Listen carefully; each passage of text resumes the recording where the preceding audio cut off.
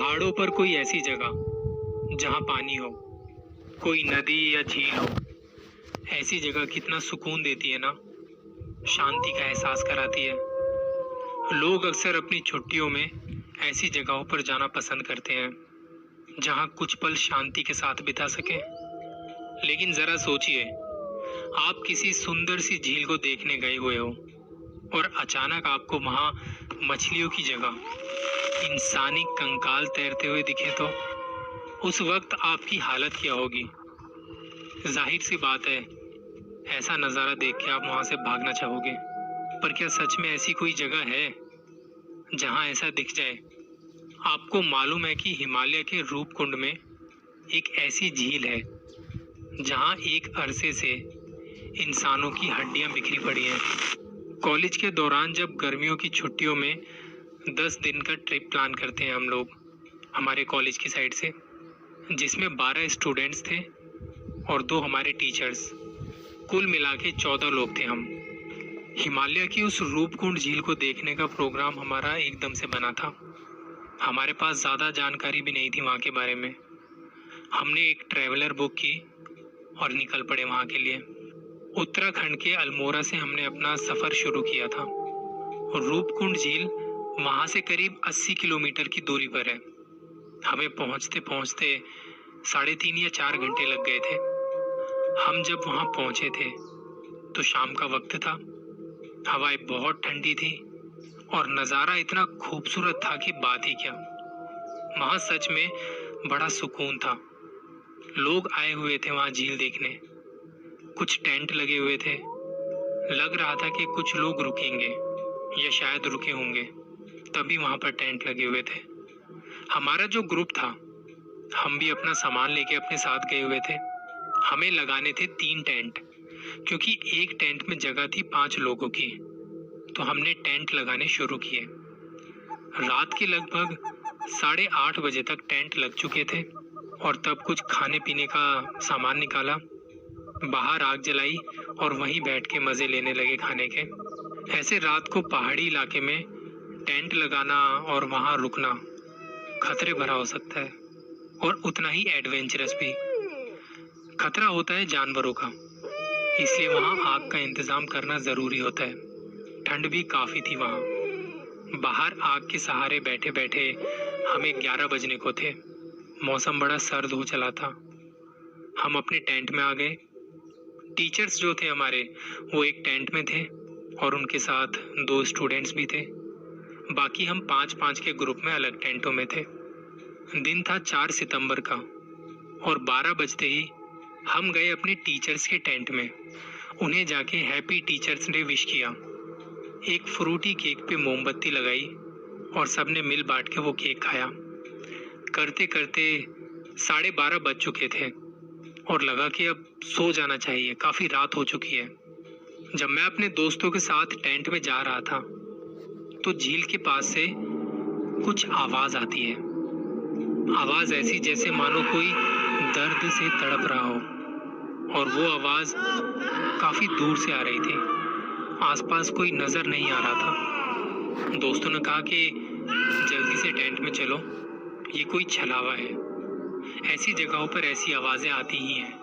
हमने ज़्यादा ध्यान ना देते हुए अपने टेंट में चले गए। सोने की कोशिश कर रहे थे, पर वो आवाज़ कानों में गूंज रही थी। नींद नहीं आ रही थी। करवट बदलते बदलते 2-3 बजने को थे। मैंने देखा तो सारे लोग सो रहे थे।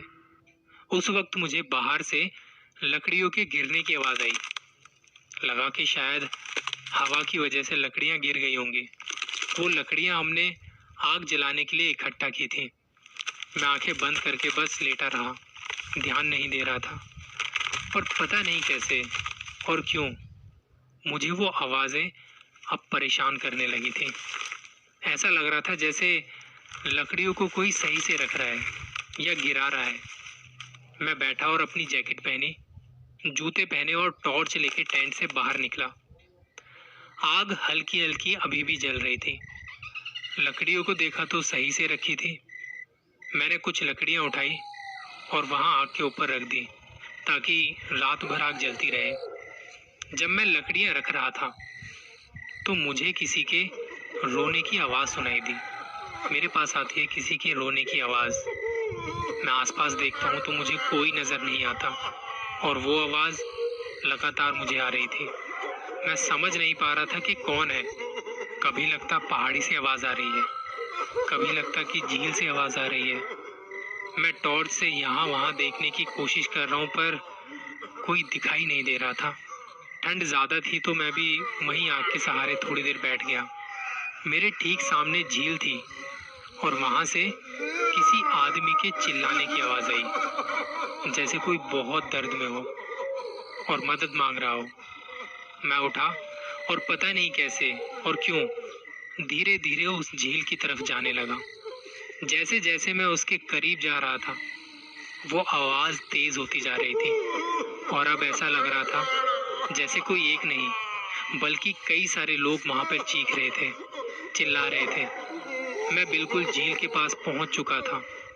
वहाँ पर टॉर्च से देखने की कोशिश कर रहा था कि आवाज़ कहाँ से आ रही है और तब मुझे जो दिखता है वो मैं सारी उम्र भूल नहीं सकता। वहाँ मुझे दिखाई देते हैं झील के अंदर कुछ कंकाल पड़े हुए हैं। उनकी आंखें चमक रही हैं और वो आवाज़ भी शायद वहीं से आ रही थी। ये देख के मैं चिल्लाया और मेरे बाकी साथियों तक मेरी आवाज़ जब सुनाई दी तो वो बाहर आ गए। मैं हिल तक नहीं पा रहा था और कांप रहा था। उन्होंने मुझे उठाया और टेंट तक लेके आ गए। वहाँ आग के पास बिठाया क्योंकि उन्हें लगा कि शायद ठंड की वजह से मैं जम गया था।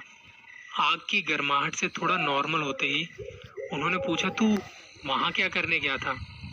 मैंने कहा कि कुछ आवाज़ आ रही थी, मुझे लगा कोई मदद मांग रहा है, तो मुझसे रहा नहीं गया और मैं निकल पड़ा टॉर्च लेकर। वो आवाज़ झील में से आ रही थी और वहाँ कुछ कंकाल भी पड़े हुए थे। तब तक मेरी आवाज़ सुन के वहाँ और भी जो लोग थे वो भी आ चुके थे, बाकी टेंट वाले लोग। तब उनमें से किसी एक आदमी ने इस झील के बारे में बताया कि ये झील बहुत बड़ा रहस्य अपने अंदर छिपाए बैठी है। इसमें कंकाल जो देखे आपने वो एकदम सही बात है। इस झील में बहुत सारे कंकाल, इंसानी कंकाल हैं जो सदियों से इसमें पड़े हुए हैं और कोई नहीं जानता कैसे हुआ, कब हुआ, क्या हुआ। ये सब बातें करते करते सुबह के 4:30 बजने को थे। तब वहाँ हल्की हल्की रोशनी हुई और थोड़ी देर और इंतज़ार करने के बाद जब सूरज की पहली किरण वहाँ पड़ी तो बाकी लोगों ने भी उस झील के पास जाके देखा, जिसे देख के उनके रोंगटे खड़े हो गए। देखा तो वहाँ सच में कुछ कंकाल नजर आ रहे थे और कंकाल वहाँ सैकड़ों की तादाद में थे। रूपकुंड की ये ग्लेशियर झील लगभग 5000 मीटर की ऊंचाई पर है और जब वहाँ बर्फ पिघलती है तो पानी के नीचे का जो नज़ारा है वो साफ दिखाई देता है, जहाँ सैकड़ों मानव कंकाल दिखाई देते हैं। इस झील की खोज पहली बार 1942 में की गई थी। इस झील के बारे में कई कहानियाँ हैं। इंटरनेट पर आपको बहुत सारा कंटेंट मिल जाएगा यहाँ के बारे में, लेकिन ये मेरा खुद का एक्सपीरियंस था और जिसके बाद मैं आपको कह सकता हूँ और कहना चाहता हूँ, रात के वक्त आपको उस जगह पर नहीं जाना चाहिए। ऐसा करना एक्साइटिंग तो हो सकता है, लेकिन आपकी जान को भी खतरा हो सकता है।